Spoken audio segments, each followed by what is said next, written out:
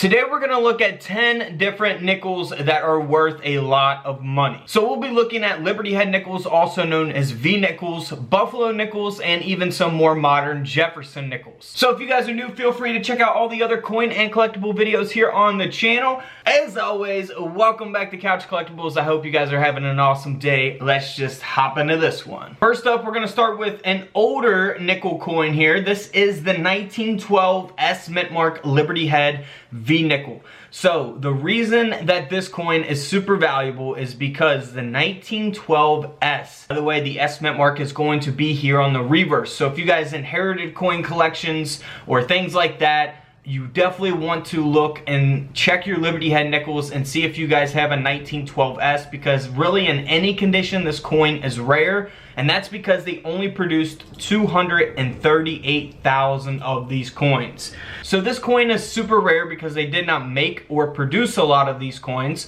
for the 1912 S, and also this is a very good conditioned coin here. So it's graded by PCGS, the coin grading company, at a mint state 66. The coin grading scale goes up to 70, 70 being the best grade you can get. So that is going to give it a ton of value as well. That's why this nickel sold for over $28,000. 28 grand.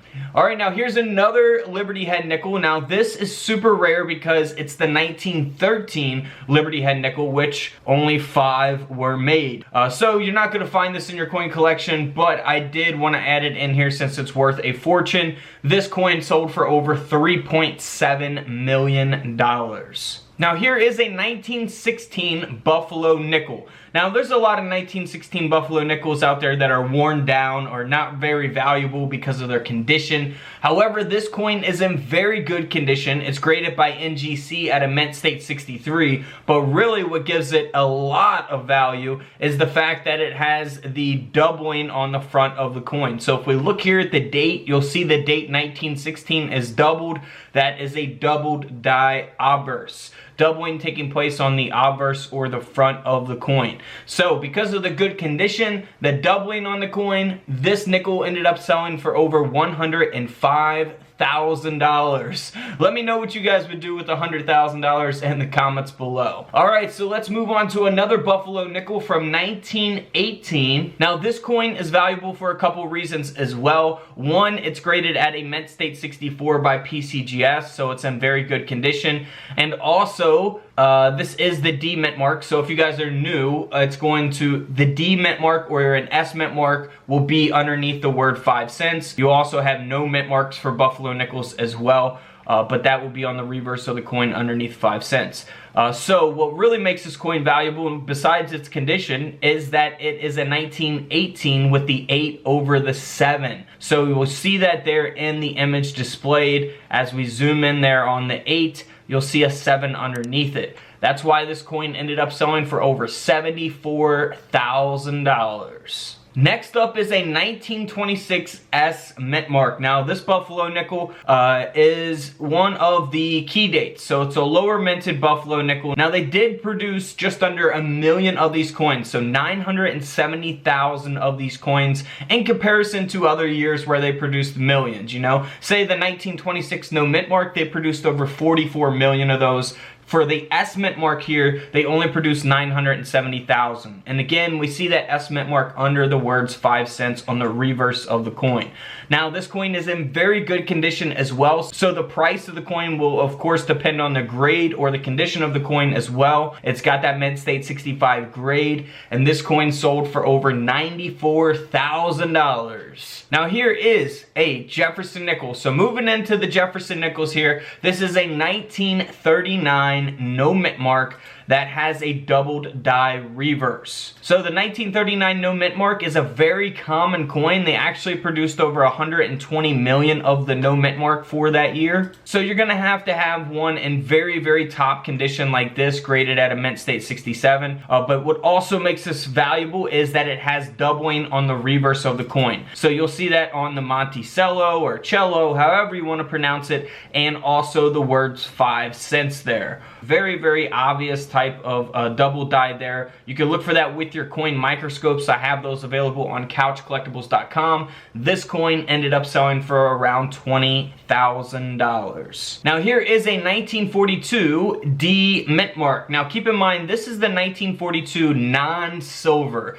So there's a 1942 no mint mark and a 1942 D mint mark that are not silver. Now in 1942, there's also nickels that are silver. So we'll have a 1942 P mint mark and a 1942 S mint mark that are silver, and they will have the big mint marks on the reverse of the coin. That's how you can tell those ones are silver. Now this is the non-silver version. You'll see the small D mint mark here on the right side on the reverse of the coin, and this actually has a high grade of a mint state 66, so it's in good condition, but it also has a D mint mark over a horizontal D. And here's what that looks like up close. Again, you want to put that D mint mark underneath your coin microscopes to see if you have that D over a horizontal D. So the D on top there is vertical, the way it's supposed to be. The other one is flipped horizontal underneath it. So this coin ended up selling for over $31,000. Now we looked at silver Jefferson nickels from 1942 and non-silver Jefferson nickels. Now this is a 1942 Jefferson nickel that was supposed to be a regular 1942 no mint mark at all, non-silver. It was not supposed to be silver, and we know that because it does not have the big mint mark on the reverse of the coin. And this coin was actually struck onto a type 1 silver planchet. So this coin ended up selling for over $9,900 because of that mint error. And this does not have a mint state grade. It's got a very low grade, only graded at a good 6. So of course this coin grading scale goes up to 70. 6 is going to be on the much lower end of the scale, but still almost a $10,000 coin because of that mint error. Now here is a 1945 P mint mark. Again, we'll see that big P mint mark on the reverse of the coin because this coin is 35% silver, and it's in very good condition. It's graded at a mint state 66, and it also has this doubling on the reverse of the coin, just like the other Jefferson nickel we looked at. You'll see that on the lettering there on the back of the coin. So this nickel ended up selling for over $14,000. Now here is a 1949 D mint mark where the D is over the S mint mark. So if we go to this image here, you'll actually see an S popping out here from the left side of the D and then going through the middle there and curving down underneath the D. So you'll see it there on the right top, kind of sticking out there too as well. But that is the D over the S mint mark. Again, look for those with your coin microscopes. This coin is also in great condition, graded by PCGS at a mint state 67. And that's why this coin sold for over $32,000. Now, in 1971, this coin here, by the way, sold for over $7,600. This 1971 Jefferson nickel. It is the proof nickel, so don't get it confused with the regular business strike nickel that we typically find in our everyday pocket change. Proof coins are out of proof sets. So they're sold by, you know, the US Mint and things like that to collectors. And they'll have like mirror-like finishes and be much more detailed than regular coins. So what you want to do is basically check every one of your 1971 proof sets or your proof nickels, 1971 proof nickels if you have them separated from sets, and look for the missing S Mint mark. Because the proof Jefferson nickel from 1971 is supposed to have an S Mint mark.